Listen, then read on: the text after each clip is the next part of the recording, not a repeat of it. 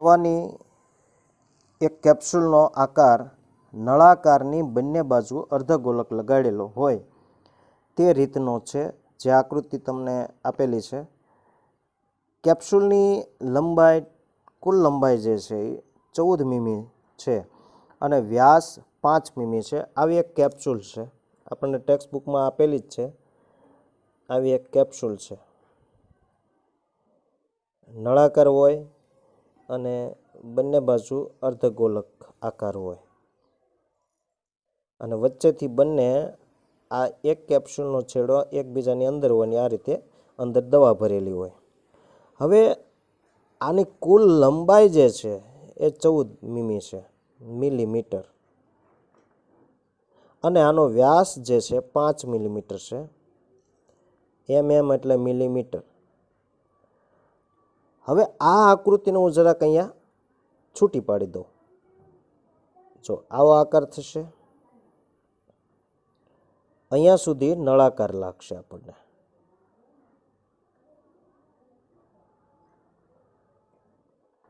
અને અહીંથી આટલી જ ત્રિજ્યાવાળો એક અર્ધગોલક થશે.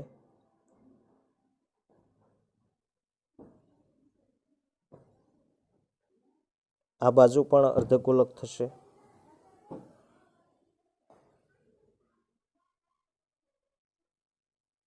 હવે તમારે આની વક્ર સપાટીનું પૃષ્ઠફળ મેળવવાનું છે, ક્ષેત્રફળ મેળવવાનું છે, અને આની વક્ર સપાટીનું. તો આવા ને આવા બંને સમાન થઈ ગયા, બંને સમાન થઈ ગયા. પણ આની લંબાઈ કેટલી એ તમને ખબર છે? નથી ખબર. હવે આ લંબાઈ કેવી રીતે મેળવશું? તો કે જો અહીંથી અહીંયા સુધીની કુલ લંબાઈ 14 છે.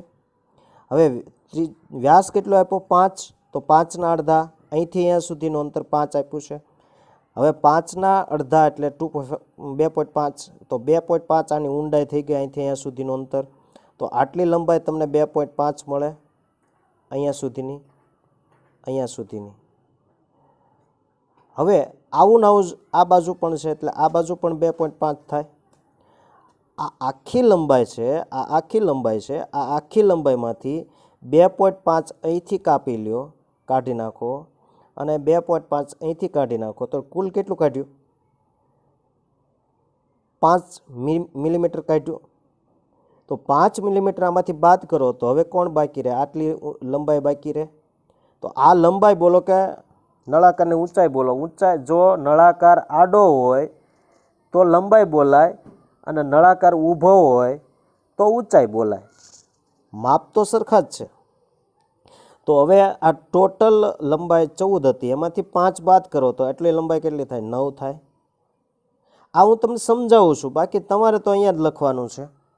હવે આપણે પહેલાં અર્ધગોલક માટે લખીશું. અર્ધગોલક માટે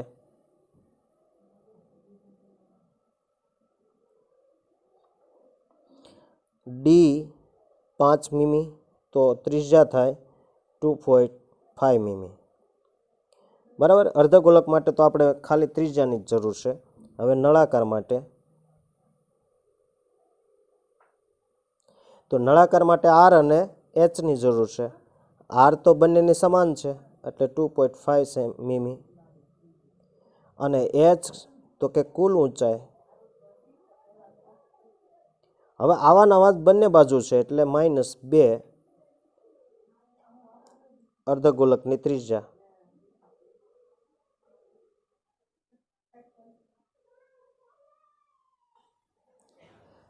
તો કુલ ઊંચાઈ 14 મીમી,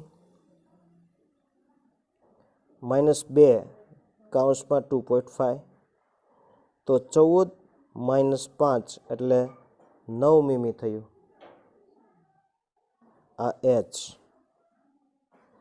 હવે એચ તમારી પાસે છે, આર તમારી પાસે છે. હવે બંનેના સૂત્ર આપણે મૂકીએ તો કેપ્સ્યુલનું કુલ પૃષ્ઠફળ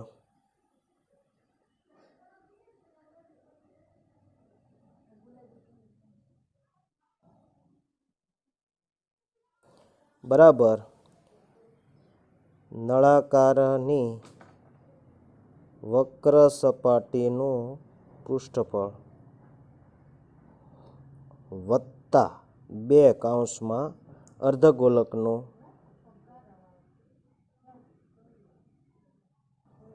પૃષ્ઠફળ. તો નળાકારની વક્ર સપાટી 2πRh, આર બંનેની કોમન છે. 2 અર્ધગોલક એટલે 2πr². હવે 2πRh વત્તા 2 દુ 4 πr². હવે કોમન કાઢી રાખો તો 2πr આટલું કોમન નીકળશે. બંનેમાં સમાન હોય એને કોમન કાઢ્યું કહેવાય. હવે અહીંયા h વધ્યો, અહીંયા 2 પાઈ નીકળી ગયો, r 1 નીકળી ગયો એટલે r વધ્યો. હવે કિંમત મૂકી દો. 2 ગુણ્યા 22 સપ્તમાંશ લેવાનું છે. r એટલે 2.5 અથવા 5/2, 5/2. h એટલે 9 મીમી, h એટલે 9 મીમી, r એટલે 2.5 અથવા 5/2. 9 માઇનસ પ્લસ 2 કૌંસમાં r એટલે 2.5 લો તો આ 2 ગયા 22/7 ગુણ્યા અહીંયા 5. હવે 9 વત્તા અહીંયા 5 થઈ જાય. હવે 9 ને 5 14 થાય. 22 ગુણ્યા 5/7 ગુણ્યા 14. તો 7 દુ 14. 22 પંચા 110, 110ના 2 ગણા કરો ગુણ્યા 2 કરો એટલે 220 મીમી સ્ક્વેર થાય. 220 મીમી સ્ક્વેર. આ આવ્યું કેપ્સ્યુલનું કુલ પૃષ્ઠફળ. હવે દાખલા નંબર 7નો અભ્યાસ કરીશું. એક તંબુનો આકાર નળાકાર ઉપર શંકુ મૂકવામાં આવેલો હોય તેવો છે. તંબુનો આકાર નળાકાર ઉપર શંકુ ફિટ કરેલો હોય તેવો છે. જો નળાકાર ભાગની ઊંચાઈ અને વ્યાસ અનુક્રમે એટલે એક આવો આકાર છે. આકાર દોરતા જઈએ તો આ એક શંકુ આકાર છે. ઉપર શંકુ આકાર આવી રીતનો આકાર છે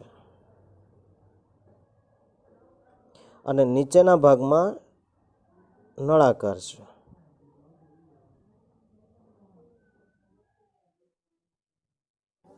બરોબર. હવે નળાકાર ભાગની ઊંચાઈ, નળાકાર ભાગની જ ખાલી ઊંચાઈ આપી છે. નળાકાર ભાગની ઊંચાઈ અને વ્યાસ, આનો વ્યાસ,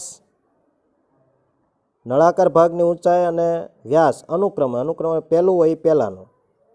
તો નળાકારના ભાગની ઊંચાઈ છે 2.1 મીટર એટલે આ 2.1 મીટર અને 4 મીટર એનો વ્યાસ છે. 4 મીટર વ્યાસ, 4 મીટર વ્યાસ છે. હવે ઉપરના ભાગની તિર્યક ઊંચાઈ એટલે આ ત્રાસી ઊંચાઈ શંકુની એ 2.8 મીટર છે. તો તંબુ બનાવવા વપરાતા કેનવાસનું ક્ષેત્રફળ શોધો. જો કેનવાસનો ભાવ 500 પ્રતિ મીટર સ્ક્વેર, 1 મીટર સ્ક્વેરના 500 રૂપિયા હોય તો કેનવાસની કિંમત પણ શોધવાની છે. પણ એક ધ્યાનમાં એ લેવાનું કીધું છે કે તમારે તળિયું ગણવાનું નથી.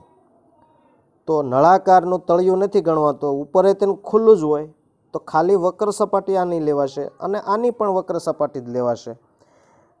તો એના માટે તમારે કેટલું કાપડ જોઈએ, કેટલા રૂપિયાનું કેનવાસ જોઈએ. હવે આ બંનેની આપણે માહિતીમાં શંકુ આપ્યો, શંકુ આપેલો હોય તો તમારે પાઈ આર એલ થાય. એલ તમારે શોધવો પડે અલગથી, પણ એલ તો આપી જ દીધેલો છે. તિર્યક ઊંચાઈ કીધેલી જ છે. તમારે શંકુ માટે શું જોઈએ? આર અને એલ જોઈએ, તો બંને આપી દીધું છે. આનો વ્યાસ એટલો જ આ શંકુનો વ્યાસ થાય. વ્યાસ મળે તો ત્રિજ્યા એનાથી અડધી થાય, મળી જાય. એટલે નળાકાર માટે આપણે માહિતી લઈ લઈએ. નળાકાર માટે તો નળાકાર માટે શું જોઈએ? આર અને એચ. તો ડી આપ્યો છે આપણને 4 મીટર. તો આર કેટલો થાય? 2 મીટર. હવે એચ આપણને નળાકારની જ આપી દીધી છે 2.1 મીટર. હવે શંકુ માટે લઈએ. તો શંકુ માટે આર બંનેની સેમ છે, તો 2 મીટર થાય. એલ તિર્યક ઊંચાઈ 2.8 મીટર. હવે આપણે બંનેનું સૂત્ર મૂકીએ. તંબુની વક્ર સપાટીનું તંબુની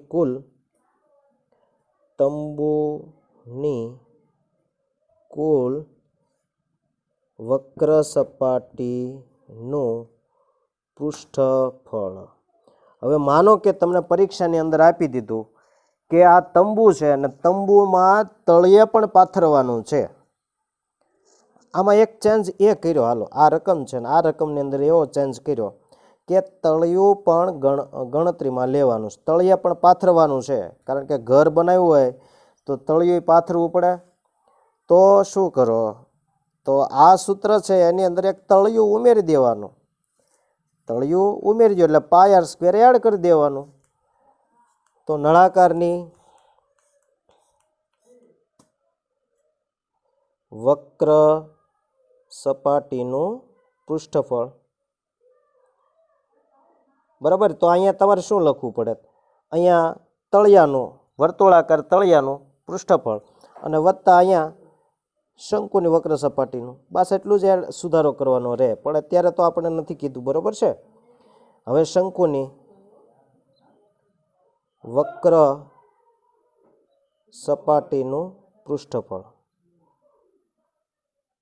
તો નળાકારની વક્ર સપાટીનું પૃષ્ઠફળ 2πrh અને શંકુનું વક્ર સપાટીનું πrl. હવે બેમાં સમાન છે પાઈ અને આર. પાઈ આર. તો અહીંયા વધ્યા 2h અને અહીં વધ્યા એલ. કિંમત મૂકી દઈએ. હવે પાઈ એટલે 22/7 જ લેવાનું છે.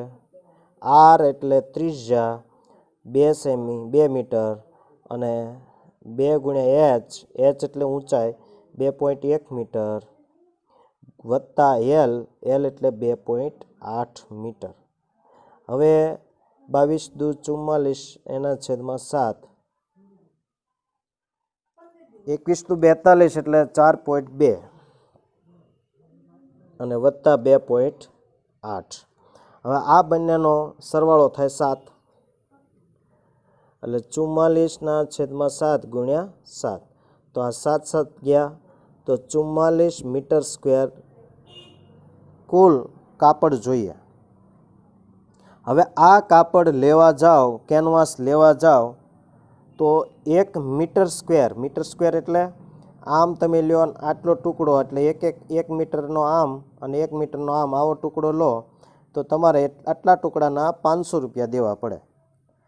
તો આપણે તો 44 મીટર સ્ક્વેર આવ્યો તો એને ગુણ્યા તમારે 500 કરી નાખો એટલે કુલ કિંમત મળી જાય. હવે તંબુ બનાવવા આ આવ્યું તંબુની કુલ વક્ર સપાટીનું પૃષ્ઠફળ. હવે તમારે તંબુ બનાવવા માટેના કેનવાસની કિંમત તો 44 મીટર સ્ક્વેર છે એને ગુણ્યા 500 કરી નાખો તો થાય 22,000 રૂપિયા. 22,000 રૂપિયાનું આ એક આવો તંબુ બનાવવો હોય તો 22,000 રૂપિયાનો તંબુ થાય. રેડી? હવે આપણે આગળ દાખલાનો અભ્યાસ કરીએ. દાખલા નંબર 8નો. તો દાખલા નંબર 8 ની રકમ જોઈએ તો નળાકાર પદાર્થની ઊંચાઈ 2.4 સેમી અને વ્યાસ 1.4 સેમી છે, તેમાંથી તેટલી જ ઊંચાઈ અને વ્યાસવાળો શંકુ કાપી લેવાનો છે. કાપી લેવામાં આવે તો વધેલા પદાર્થનું કુલ પૃષ્ઠફળ નજીકના સેમી સ્ક્વેરમાં મેળવો. જો અપૂર્ણાંક આવે તો પણ એનો નજીકનો એમ કે. હવે શું કહેવા માંગે છે એ મહત્વનું છે. એક જો આવો એક નળાકાર છે.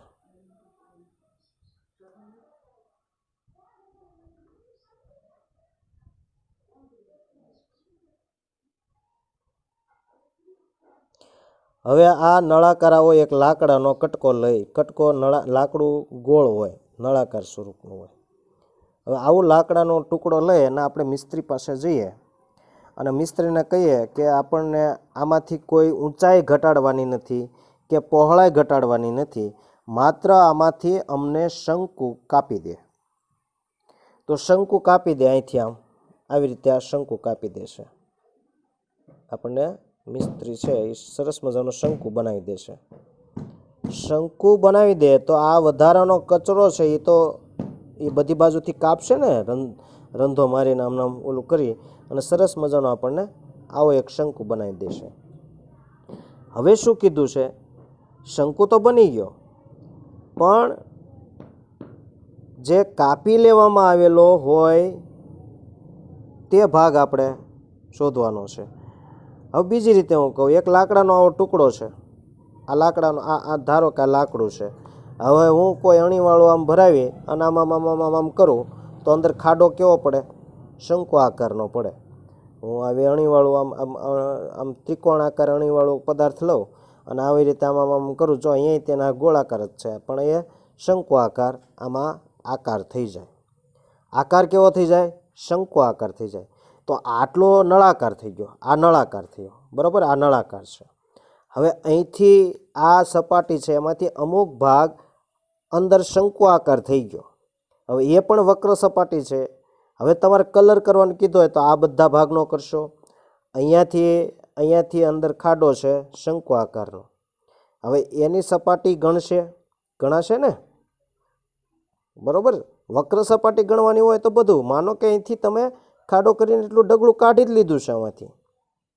હવે આ વસ્તુ છે હું આમ રાખીને કરું તો આમ અંદર ખાડો હોય તો એ પણ ગણાય. આની અંદર આવો આકાર નીકળી ગયા પછી આવો આકાર બાકી રહે એટલે એનું પણ ગણાશે, એનો ભાગ પણ ગણાય. આટલો ભાગ ગણાય. જો આટલો ભાગ આ નીકળી ગયું, લાકડું એટલું કાઢી નાખ્યું, પણ એ લાકડાની એટલી ડિઝાઇન તો અંદર રહેવાની જ, અંદર એટલી તો રહેવાની જ છે, બરોબર? આવી રીતે આમ આટલો ભાગ તો રહેવાનો જ છે.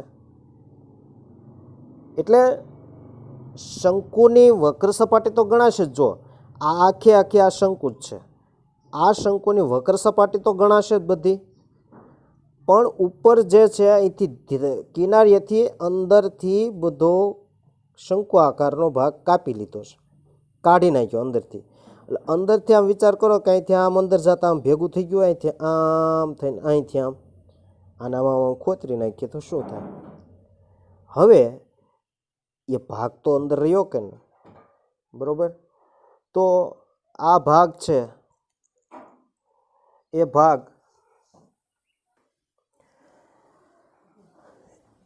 એ અંદરની વક્ર સપાટી તો રહેવાની જ. એટલે આ આખા નળાકારનું ગણાશે. પછી બીજું કે આ લાકડાનો ટુકડો છે, બરાબર? હવે લાકડાનો ટુકડો હોય તો આ ઉપરનો ભાગ પણ ગણાય.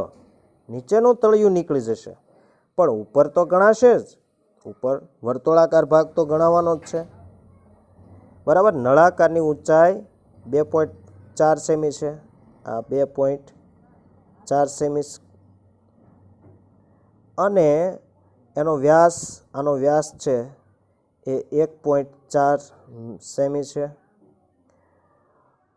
હવે આટલી ઊંચાઈવાળો એટલે સીધી ઊંચાઈવાળો આ ઊંચાઈ અને આ ઊંચાઈ બંને સમાન જ છે. તો આપણે આવો એક પદાર્થ છે એનું કુલ પૃષ્ઠફળ મેળવવાનું છે. તો નળાકાર માટે આપણે પહેલાં લઈ લઈએ. નળાકાર માટે આપણે ડી આપ્યો છે. ડી 1.4 સેમી આપ્યો, તો આના ઉપરથી ત્રિજ્યા D/2 એટલે 1.4/2 બરાબર 14/20 થાય, અથવા 0.7 સેમી થાય. હવે એચ એટલે 2.4 સેમી. હવે આપણે નળાકાર માટે લઈએ, શંકુ માટે. તો શંકુ માટે ત્રિજ્યા, આ બંનેની ત્રિજ્યા સરખી જ છે, તો R બરાબર 0.7. હવે એચ આપણને આપી દીધું છે. એચ શંકુની સમાન છે અને નળાકારની તેન બંનેની એક જ સરખી છે, એટલે 2.4 સેમી. પણ આપણે જ્યારે શંકુ આપ્યો હોય ત્યારે એલની જરૂર પડે, તો એલ આપેલો નથી, તો પહેલાં આપણે એલ મેળવવો પડે. તો પહેલું કામ આપણે કરશું શંકુની તિર્યક ઊંચાઈ એલ બરાબર, એનું સૂત્ર મૂકીશું R² + H². R એટલે 0.7 અને H એટલે 2.4 એનો સ્ક્વેર. વર્ગમૂળ જ્યાં સુધી લખો ત્યાં સુધી લંબાવી દેવાનો. હવે 7 નો વર્ગ 49 એટલે 0.49 અને 24નો વર્ગ કરી અને 1 પોઈન્ટ હોય તો 2 પોઈન્ટ પછી આપણે પૂર્ણાંશ મૂકવાનો. તો 24નો વર્ગ થાય 576. 576. હવે અહીંયા 1 પોઈન્ટ પછી એક હોય તો અહીંયા પોઈન્ટ પછી બે પોઈન્ટ પછી આપણે પોઈન્ટ મૂકવાનો અહીંથી આમ. હવે આ બંનેનો સરવાળો કરીએ તો 625 થાય, 6.25. હવે 625 ઘડીક વિચારી લ્યો તો એનું વર્ગમૂળ શું થાય? 2.25 થાય. હવે અહીંયા 2 પોઈન્ટ છે તો અહીંયા 1 પોઈન્ટ પછી મૂકવાનું, એક આંક પછી, તો 2.5 સેમી આવ્યું એલ. એલ મળી ગયો એટલે હવે આપણે સમગ્ર પદાર્થનું કુલ પૃષ્ઠફળનું સૂત્ર મૂકીશું. પણ ધ્યાન એ રાખજો કે અહીં આ ઉપરનો વર્તુળાકાર ભાગ ગણવાનો છે, આ ગણવાનો છે. આ ભાગ તો શંકુ કાઢી લેશો એની સાથે વયો જશે, એટલે આ તળિયું ગણાશે નહીં. આટલું તો ઉપરનો ખાલી ભાગ જ રહેશે. હવે શંકુની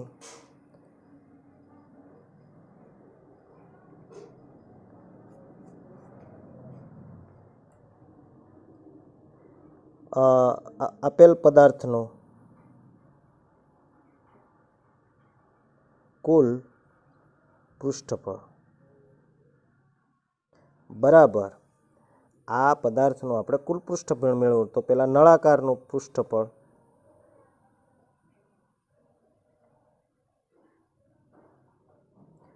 વત્તા અંદર શંકુ આકાર થઈ જાય ને, અંદર આટલો માલ કાઢી લ્યો તો પછી શંકુ આકાર તો રહેવાનો જ અંદર, એટલે શંકુની વક્ર સપાટીનું ક્ષેત્રફળ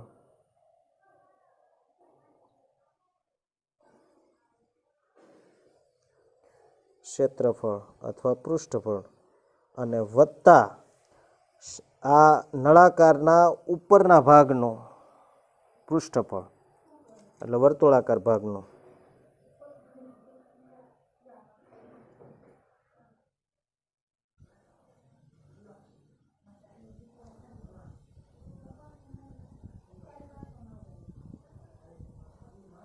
બરાબર. હવે સૂત્ર મૂકી દઈએ બધાયના. તો આનું નળાકારનું પૃષ્ઠ થાય 2πRh, શંકુની વક્ર સપાટીનું એટલે πRL, અને નળાકારના ઉપરનો ભાગ આપણે ગણવો પડશે. લાકડાનું છે એવું માનીને ચાલવાનું, ઘન છે એટલે એમાંથી કાપી ના કર્યો છે તો ઉપરનું તળિયું તો નીકળી જવાનું છે, એટલે πr². એક ગણવાનું છે, આ ગણવાનું, આ નીકળી જશે એટલે એ તો અમસ્તુ શંકુની અંદર જ જવાનું છે, એટલે આપણે એને કંઈ ઉપયોગ જ નથી લેવાનો. હવે આ ત્રણેયમાં સરખું આર છે અને પાઈ છે, બહાર કાઢો. અહીંયા 2, અહીંયા એચ, અહીંયા એલ અને અહીંયા આર વધ્યો. કિંમત મૂકી દો. પાઈ એટલે 22 સપ્તમાંશ, આર એટલે 0.7 એટલે આખા જ લખી નાખીએ. 2 ગુણ્યા એચ, એચ 2.4, એલ એટલે આપણને અહીંયા મળ્યું 2.5 અને આર એટલે 0.7, ત્રિજ્યા 0.7 છે, 0.7. હવે આ અહીંયા ગુણાકાર કરીએ પહેલાં.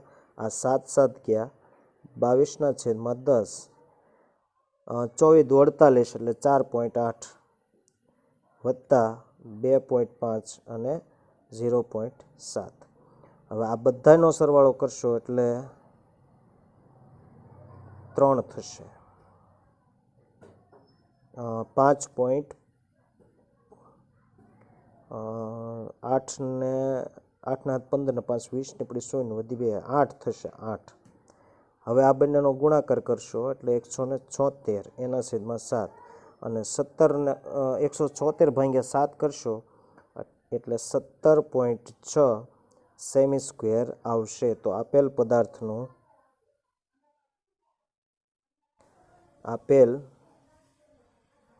પદાર્થનું કુલ પૃષ્ઠફળ.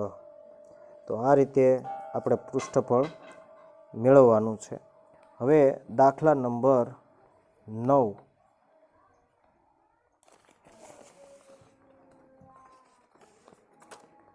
છેલ્લો દાખલો છે આ ચેપ્ટરનો. બાજુમાં આકૃતિ 13.11 આપેલી છે. અત્યારે મેં નથી દોરી, પણ હું અત્યારે વાંચતો જઈશ અને દોરતો જઈશ. દર્શાવવામાં આવી છે લાકડાના નળાકારમાંથી બનેલા બંને બાજુએથી અર્ધગોલક કાઢી લેવામાં આવ્યો. ઝાડ ગયું, સાપ ગયો, પણ લીસોટા તો રેજ. કહેવત છે ને ગુજરાતીમાં. સાપ જમીન ઉપર જાય, પણ એનો જેમ સાપ ચાલ્યો હોય એમ ધૂળમાં એના લીટો રહે. એમ આ લાકડાનો ટુકડો છે, એમાંથી અર્ધવર્તુળ ભાગ કાઢી લેશો, પણ એનો આકાર તો રહેશે જ. તેમ એનો આકાર રહે. એટલે આ ટાઈપનો એક નળાકાર છે.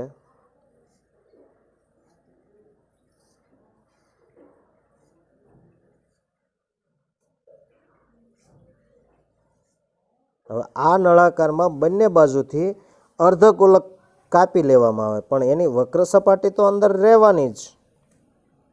બરાબર, આવો આકાર તો રહેવાનો જ. તેમ હવે આવો આકાર એટલે કેવો થાય ખબર છે? આવો થઈ જાય. જો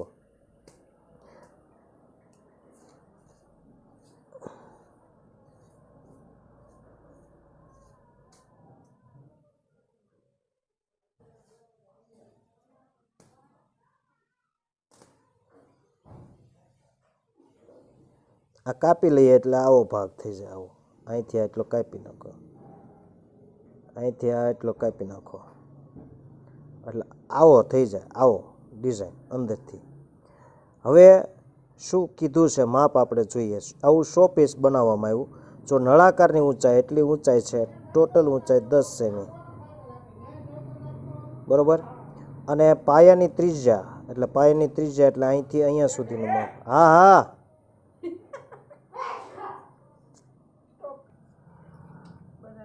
કુલ ઊંચાઈ 10 સેમી અને ત્રિજ્યા અહીંથી અહીંયા સુધીની છે 3.5 સેમી. આવું એક 100 પીસ છે. એમાંથી ઉપરનો ભાગ અર્ધવર્તુળાકાર ભાગ કાપી લીધો છે, નીચેનો અર્ધવર્તુળાકાર ભાગ કાપી લીધો છે. હવે આ ભાગ કાપી લીધો છે, પણ અંદર વક્ર સપાટી તો ગણાશે જ ત્યાં. એટલે આપણે અહીંયા અર્ધગોલક માટે પહેલાં નળાકાર માટે લખી રહ્યા. નળાકાર માટે તો નળાકાર માટેની ત્રિજ્યા કેટલી થાય? જેટલી જ અર્ધગોલકની હોય એટલે 3.5 સેમી. ઊંચાઈ કેટલી આપી છે? ટોટલ ઊંચાઈ તો કે 10 સેમી.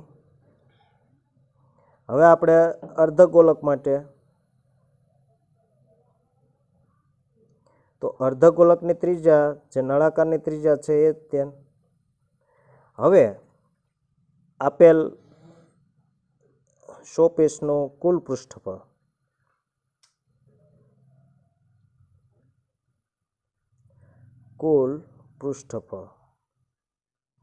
બરાબર નળાકારનું પૃષ્ઠફળ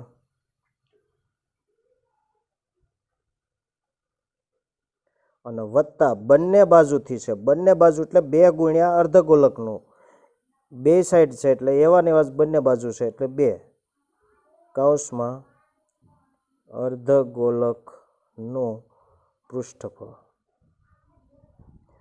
હવે નળાકારનું પૃષ્ઠફળનું સૂત્ર થાય 2πrh અને 2 કૌંસમાં 2πr² અર્ધગોલકનું. હવે 2πrh અને અહીંયા 4πr² સામાન્ય કાઢી નાખીએ, 2π અને r. હવે અહીંયા વધે h અને અહીંયા વધે 2r. કિંમત મૂકી દો. પાઈ આપણે 22 સપ્તમાંશ જ લેવાનું છે, 2 ગુણ્યા 22 સપ્તમાંશ. r એટલે 3.5 એટલે 35/10 મૂકી દો. હવે h એટલે 10 સેમી, 10 અને 2 ગુણ્યા r એટલે 3.5. હવે 7 પંચા 35, 5 દુ 10, આ 2 2 ગયા. હવે વધ્યા અહીંયા 22 અને અહીંયા 10 વત્તા 3.5નો ગુણાકાર 2 સાથે કરો એટલે 7 થઈ જાય. હવે આ બંનેનો સરવાળો થાય 17. હવે આ બંનેનો ગુણાકાર કરશો એટલે 17 ગુણ્યા 22, 7 દુ 14, 1 દુ 2 ને 3 અને 300 હવે 4 7 અને 3 ટૂંકમાં 374 સેમી સ્ક્વેર આનું પૃષ્ઠફળ આવ્યું. શોપીસનું કુલ પૃષ્ઠફળ. તો આટલા બધા સરળ દાખલા છે. થોડોક ચેન્જ કરે તો એ પ્રમાણે આ સૂત્રની અંદર ચેન્જ કરવો, બાકી એકદમ સિમ્પલ દાખલા છે. તો આ સ્વાધ્યાય 13.1ના દાખલા અહીં પૂરા થાય છે.